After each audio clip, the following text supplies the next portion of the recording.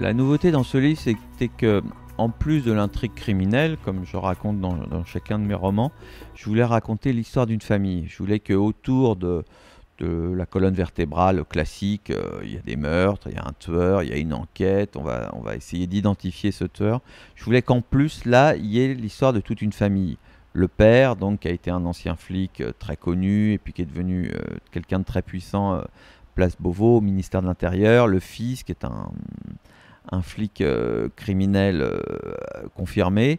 Et puis le jeune frère, qui est financier, drogué, bisexuel. Et puis la jeune sœur, qui est à moitié comédienne, à moitié escorte. Enfin, tout ça fait une famille très, très, très chaotique, avec des déchirements, des enjeux terribles. Alors ça, c'était un peu la nouveauté dans mon livre. Et quand j'ai commencé à imaginer leur histoire, je me suis rendu compte que entre l'histoire actuelle du retour en fait de ce tueur en série qui avait été arrêté et puis qui était mort au Zaïre 40 ans auparavant, qui ressurgit à Paris, on ne sait pas pourquoi, qui s'appelle l'homme clou, et puis l'enquête sur les secrets de la famille qui va nous emmener au fin fond du Congo pour savoir ce qui s'est passé réellement 40 ans auparavant, je me suis rendu compte que j'en avais au moins pour 1000 pages, 1500 pages en réalité. Donc j'ai vu avec mon éditeur et on a convenu que le meilleur format, ça serait 2 livres. J'ai même pensé à un moment en faire 4 livres. Mais là, 2 livres, bon, ça fait 2 gros pavés. J'ai pu raconter toute mon histoire qui, j'espère, est ni longue ni terne, mais plutôt justement bourré de rebondissements et de secrets qui vont se révéler peu à peu. Un peu, je pense qu'on peut comparer ça aux séries actuelles où il y a dans chaque saison les mêmes personnages, des rebondissements, et puis la saison suivante on les retrouve. Là c'est un peu ça, il faut quand même dire que et Lontano et Congo Requiem peuvent être lus indépendamment en fait. Chacun raconte une histoire fermée, c'est-à-dire quand on a fini le livre, on a vraiment fini l'histoire d'une intrigue criminelle qui est bouclée. Et puis on peut lire par exemple Congo Requiem sans avoir lu Lontano. On comprend qui est qui et qu'est-ce qui s'est passé un petit peu dans le livre précédent. Et puis de toute façon là on raconte une nouvelle histoire. Donc je trouve qu'on peut comparer ça aux séries actuelles où dans chaque saison on retrouve les personnages.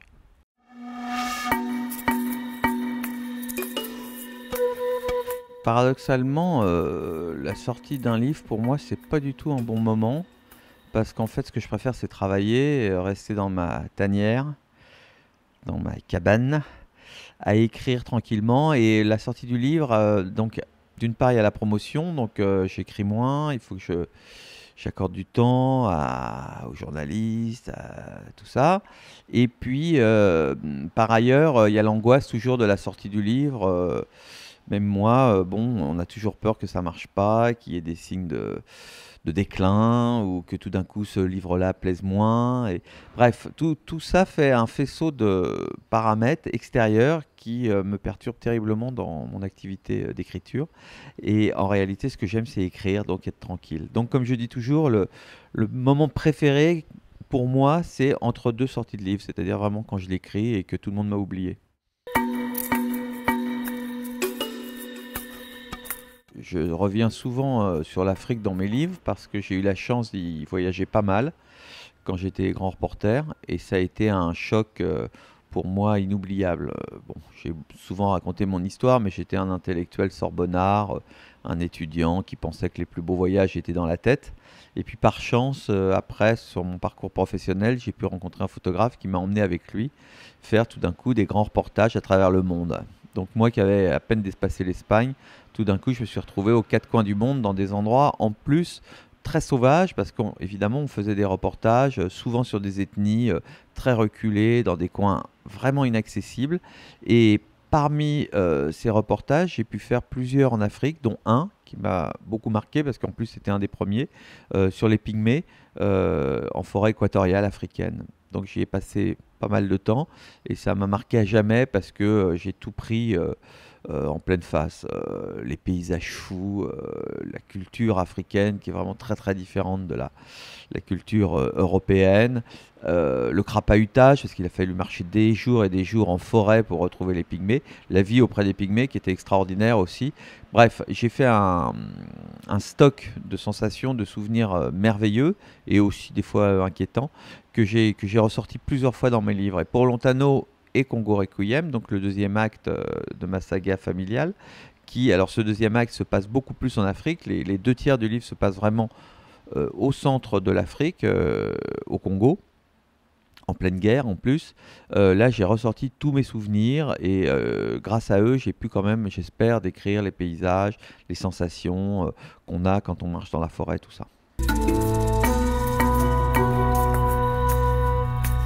Donc, en dehors, bon, évidemment, des paysages, de cette beauté hallucinante de l'Afrique, en dehors de la culture africaine qui prête aussi à quand même quelques blagues, j'ai essayé de mettre et d'exprimer la bonne humeur des Africains comme moi je l'ai connu. Il y avait la magie africaine qui présente alors des particularités très très fortes et incroyables pour l'Européen moyen. Moi je me souviens être allé là-bas et avoir été étonné de voir que avec des personnes, disons, très sérieuses, des gens très haut placés du gouvernement. Dans un dîner, on évoquait quelqu'un d'autre, un voisin qui se transformait en léopard. Ça n'étonnait personne, c'était tout à fait intégré. C'était même pas des croyances, c'était pour tous ces gens-là des vraies réalités. Alors évidemment, un Européen là-bas qui a déjà le choc de la chaleur, le choc du paysage, le choc quand même de tout cet état d'esprit qui est très différent, assez désorganisé, avec des repères très flottants. Quand en plus, quand vient la nuit, on commence à parler magie, esprit et de personnes qui se transforment en léopard, c'est très déstabilisant. Alors j'ai voulu exprimer ça aussi pour être, comme souvent dans mes livres, à la lisière comme ça du fantastique, où c'est pas vraiment du fantastique, mais c'est simplement les esprits des personnages hein, autour de mes héros qui sont différents. Donc là, par exemple, mon héros Erwan, il a un guide. On voit bien que c'est quelqu'un qui est acquis complètement à la magie, à la sorcellerie africaine. Et ça va achever, évidemment, de déstabiliser mon personnage qui déjà est sur les traces d'un crime très ancien, ou peut-être son père est mêlé. Donc, ce que j'aime bien, évidemment, c'est mettre mes personnages, alors en danger, évidemment, mais en plus, dans un climat qui leur fait perdre pied. C'est comme si le rideau de toute notre culture occidentale tombait pour révéler des choses vraiment inquiétantes.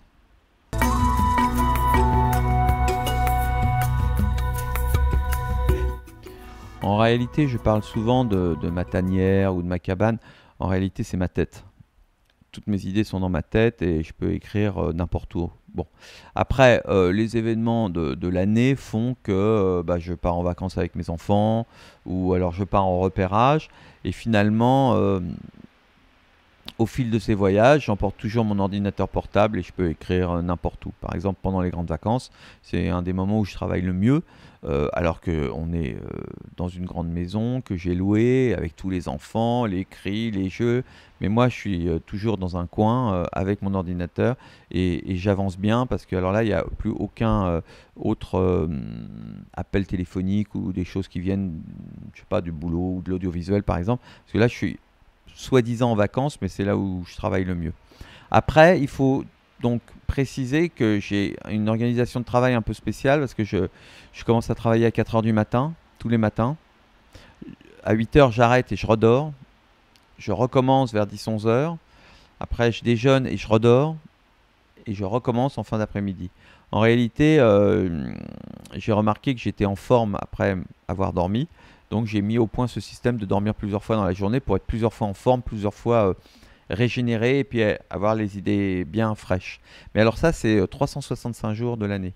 Je m'arrête jamais, j'ai toujours ce même programme tous les jours de l'année.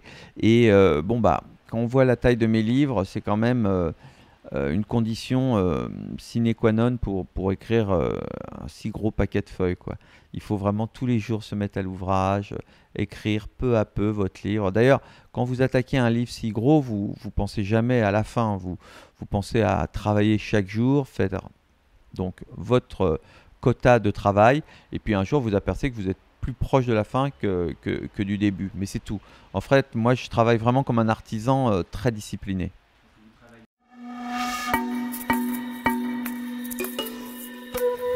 J'ai changé ma manière d'écrire au fil des années parce que, ayant toujours un synopsis très très détaillé et très solide, à une époque je travaillais dans le désordre. C'est-à-dire que je m'attaquais justement aux passages que j'imaginais être les plus difficiles à écrire ou qui demandaient le plus de soins ou qui demandaient justement du recul. Comme ça, si je les écrivais en premier, j'aurais plus tard le loisir d'y revenir. Maintenant, en fait, j'écris chronologiquement parce que l'expérience a fait que j'ai confiance, je suis mon synopsis et puis j'écris chapitre après chapitre, oui, chronologiquement. Ce qui est pas mal parce que finalement, ça permet quand même de bien suivre l'évolution des personnages. Et ce qui m'arrive parfois, c'est justement à la fin du livre, connaissant beaucoup mieux mes personnages qu'au début, en fait, finalement, je réécris un peu le début. Parce que je me dis que finalement, au début, il aurait plutôt fait ci, plutôt dit ça. Voilà, parce que c'est comme un voyage avec des gens, un livre. Je partage comme ça pendant un an et demi, leur vie, leur tête. Et donc, à la fin, vous les connaissez mieux, oui.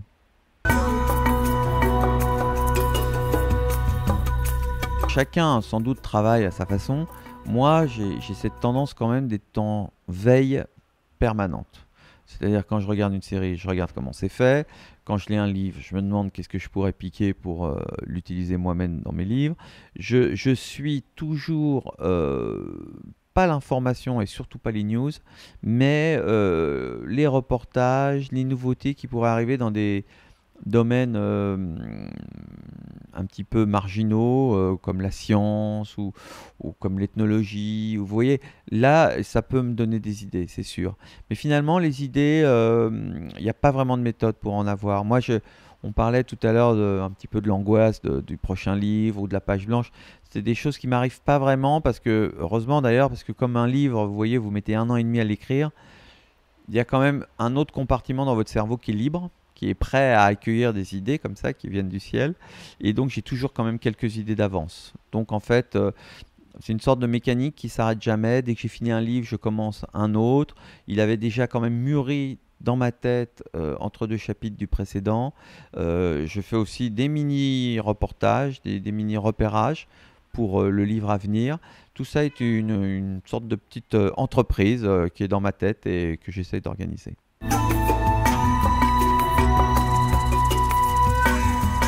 La surenchère de la violence, elle n'est pas liée à l'évolution de la société, hein. Je pense que la violence, ça fait quelques milliers d'années qu'elle est bien là et toujours très très intense.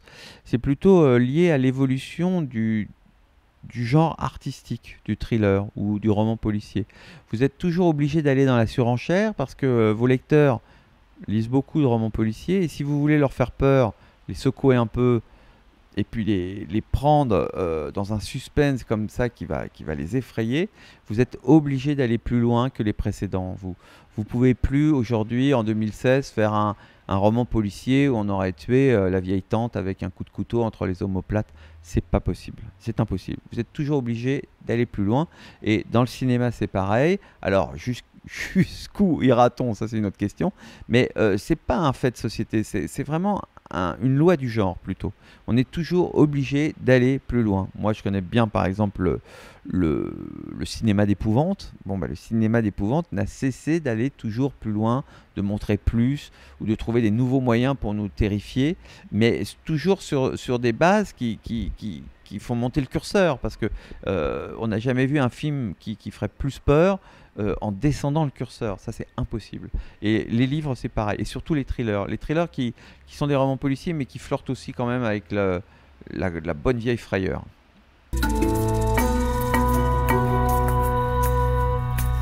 Ma première femme, quand j'ai débuté et quand j'ai commencé à écrire des romans, bien sûr, alors c'était ma première lectrice. Bon, et puis parce que dans ces cas-là, vous êtes tellement pas sûr de vous que évidemment vous faites lire à vos proches. Bon, tout ça a énormément évolué. D'abord, j'ai changé de femme, et puis j'ai pris confiance. Maintenant, finalement, les premières personnes qui lisent, c'est mes éditeurs.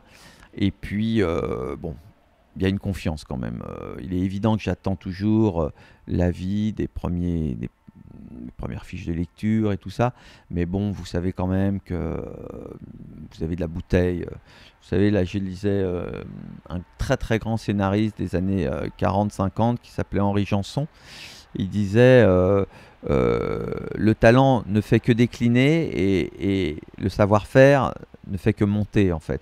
Et c'est vrai, en fait, même maintenant, si tout d'un coup j'ai peut-être une idée plus faible ou moins fraîche que mes premières idées, il y a maintenant un métier, une expérience qui fait que ça sera compensé, à mon avis, par une plus grande solidité d'écriture et puis une meilleure manière de poser le décor. Donc tout ça s'équilibre.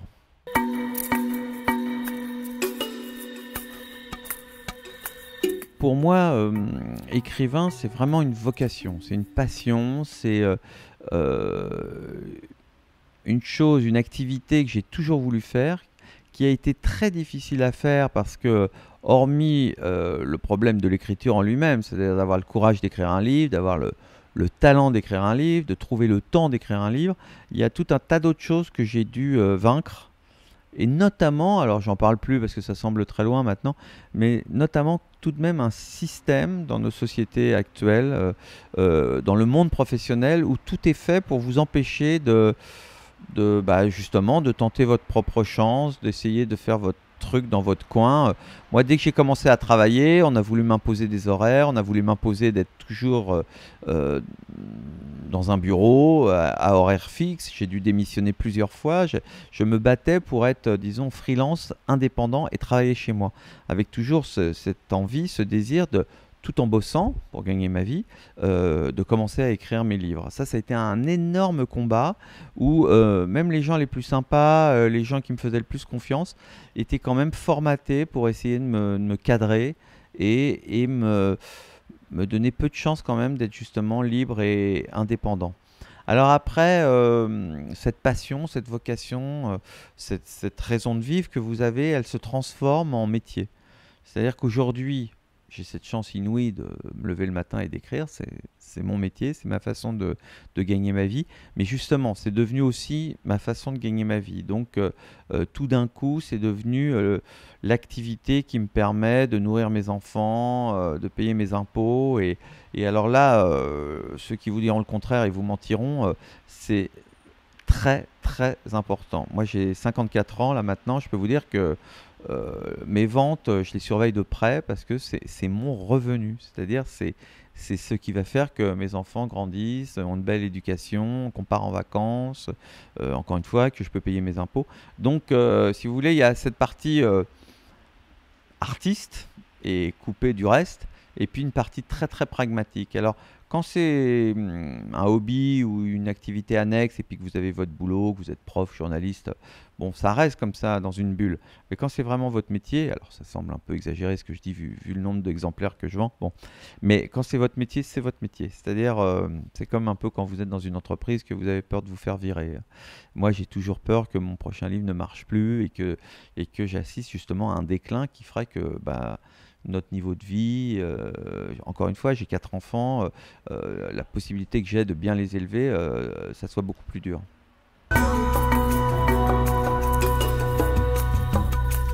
Alors disons que j'ai longtemps eu un problème qui s'est un peu calmé là maintenant, mais longtemps on m'a dit, les gens, les lecteurs, les journalistes, toutes les personnes que je croisais me disaient toujours: «Ah, votre livre que je préfère, c'est Le vol des cigognes».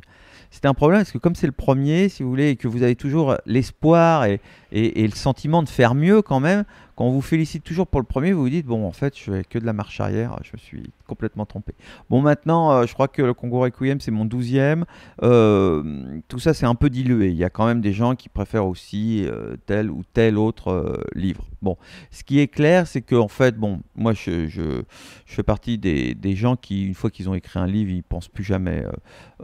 D'abord, j'ai toujours quelques idées d'avance, donc dès que j'ai fini un livre, j'attaque mon suivant. Et si vous voulez, c'est assez naturel quand votre livre préféré, c'est toujours celui que vous écrivez. Vous avez toujours l'espoir que ça va être le meilleur, que bon, bah, votre expérience, et puis cette idée-là, justement, va faire que bon, vous allez faire un meilleur bouquin que d'habitude. Voilà. Alors après, est-ce que j'en ai des préférés? Moi personnellement, mais alors ça c'est un goût presque comme si j'étais un lecteur extérieur, j'aime beaucoup La Ligne Noire. parce que dans les choses que j'ai essayé de faire et que j'essaye toujours de faire dans mes livres, là je trouvais qu'il y avait un bon équilibre entre la trame du thriller, qui était vraiment une trame, je trouve, intéressante, l'histoire de ce type qui écrit un tueur en prison en se faisant passer pour une femme. Enfin, il y avait quelque chose de malsain et d'inquiétant que j'aimais beaucoup.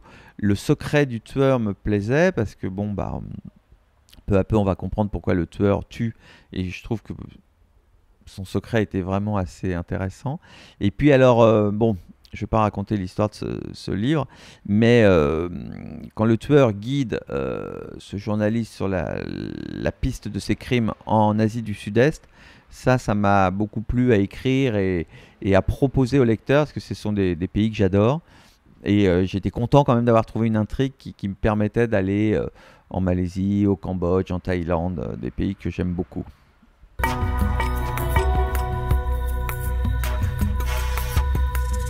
Quand on me pose une question sur mon rapport au cinéma et aux gens de cinéma et qu'est-ce que je pense des adaptations qui ont été faites de mes livres, en général, je fais une réponse de Normand en disant, bon, et c'est la vérité, je dis toujours que la plupart du temps, j'ai participé à l'adaptation, j'ai fait partie du voyage, et je dirais que, ayant vu comment ça se passe, le cinéma, le, la complication extrême de ce métier et en réalité le chaos général qui préside à tout, je dirais qu'à la fin on est toujours content qu'il y ait quand même un film sur l'écran parce que c'est tellement compliqué, ça part tellement dans tous les sens et il y a surtout tellement de gens qui donnent leur avis que oui, c'est vraiment une espèce de boule de neige qui part et qui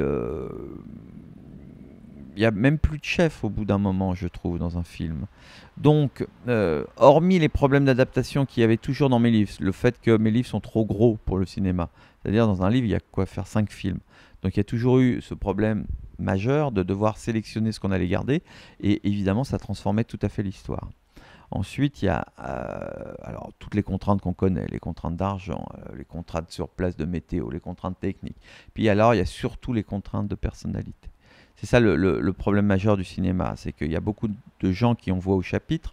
Il y a les producteurs, il y a le réalisateur, il y a les stars, et puis après il y en a d'autres. Il y a même le type du décor qui va expliquer qu'on ne peut pas du tout tourner comme on voulait, ou le type de la lumière. Bref, si vous voulez, vraiment c'est le contraire de l'écriture d'un roman où vous décidez de tout seul, tranquillement, et puis si ça ne va pas, vous recommencez.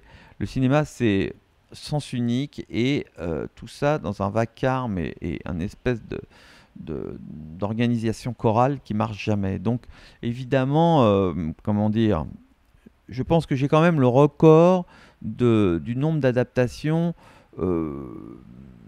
semi-réussies ou semi-ratées, comme on peut exprimer selon notre humeur.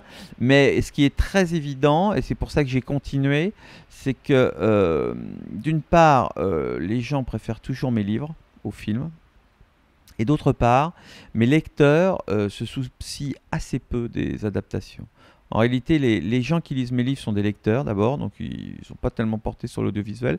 Et ensuite, c'est frappant de voir que une fois qu'ils ont lu le livre et que ça leur a plu, pour eux, voilà, l'histoire est terminée. Ils ont fait leur propre film dans leur tête et ils ne sont pas spécialement intéressés par comment dirais-je, par le produit audiovisuel que ça pourrait donner.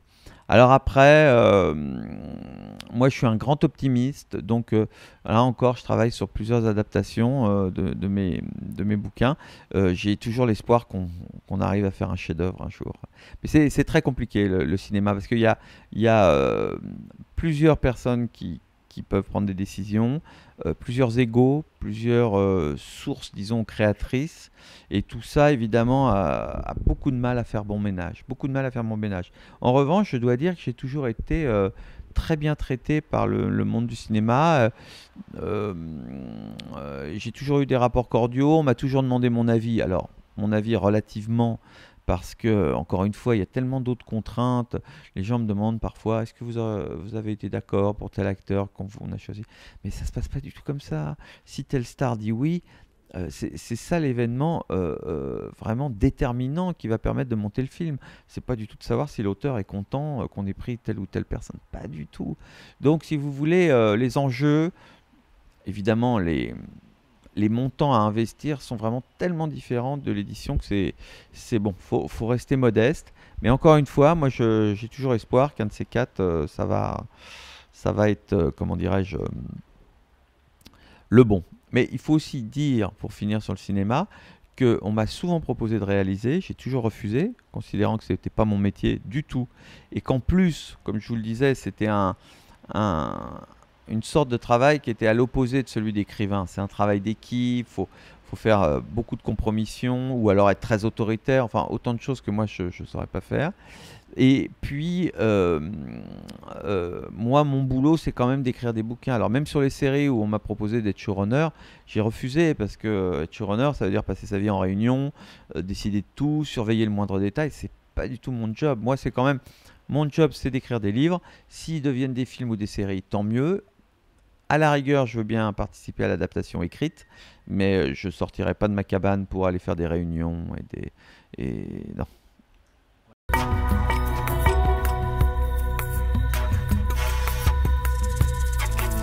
En réalité, il y a ce qu'on veut et ce qu'on peut. Ce que je veux dire par là, c'est que moi, par exemple, j'adore les comédies romantiques et je serais ravi d'en écrire une. Mais après, il y a des idées qui vous viennent. Mes idées, c'est des idées, alors toujours très noires, très violentes, des histoires de crimes. Ça doit remonter alors à des peurs profondes qui sont en moi. J'ai toujours été quand même habité par la peur. Mais c'est comme ça. Alors évidemment que j'aurai les moyens techniques d'écrire une histoire plus légère ou qui porte sur l'amour, mais en réalité, vous revenez toujours à vos propres obsessions. C'est comme toujours, j'explique parce que parfois il y a un malentendu sur mes livres. C'est tellement violent, tellement noir que les gens pensent parfois qu'il y a une sorte de complaisance à l'égard de la violence, mais je leur réponds toujours que c'est le contraire.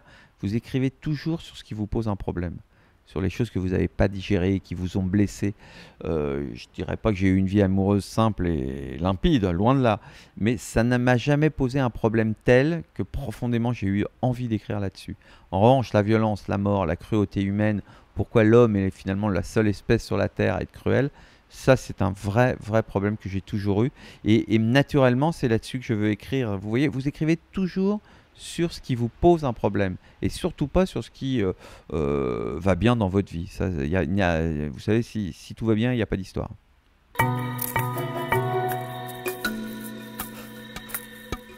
Alors moi, vis-à-vis des fans et surtout vis-à-vis d'Internet, j'ai une attitude très stricte. Aucun contact, aucune consultation. Je ne vais jamais sur Internet, je me le suis juré, pour regarder ce que les gens pouvaient écrire sur moi ou même m'impliquer dans les réseaux sociaux pour donner de mes nouvelles. Moi, ma ligne, c'est d'écrire des livres, donc quand même de me retrancher au maximum pour écrire ces livres. Et je trouve que la chose la plus sympa que j'ai à faire pour mes lecteurs, c'est d'écrire des bouquins. Donc parfois, par exemple, on me reproche de ne pas faire de salon, de ne pas faire de signature ou ce genre de choses, parce que je trouve, si vous voulez, que mon boulot, c'est vraiment d'écrire des livres. La promo, qu'elle soit alors médiatique ou alors après plus au coup par coup, dans les salons, les choses comme ça, je la limite au maximum parce que je trouve que, encore une fois, il faut que je reste dans mon coin, que j'écrive mes bouquins. Et alors, pour ce qui est d'Internet, je suis comme, à mon avis, tous les artistes, mais alors, moi, je suis particulièrement sensible. Donc, si vous voulez, sur Internet, si je vais lire 3 pages de compliments, je vais dire, bon, bah oui, ils sont sympas. Et puis, une ligne méchante, ça va me contrarier une semaine. Donc, aucun contact, aucune consultation. Je veux surtout pas, si vous voulez, me laisser déranger, justement, par tout ce qui pourrait être dit. En plus, Internet, c'est quand même, je trouve, un support assez cruel. Les gens se lâchent. Il y a beaucoup de gens agressifs et méchants. Alors, j'ai pas envie de lire des trucs pourris sur ce que je fais. Parce qu'encore une fois, je suis très sensible et ça me contrarierait longtemps et j'y penserais. Et tout ça pour rien. Vous savez, c'est comme une épine que vous avez dans le pied. Ça sert à rien, hein.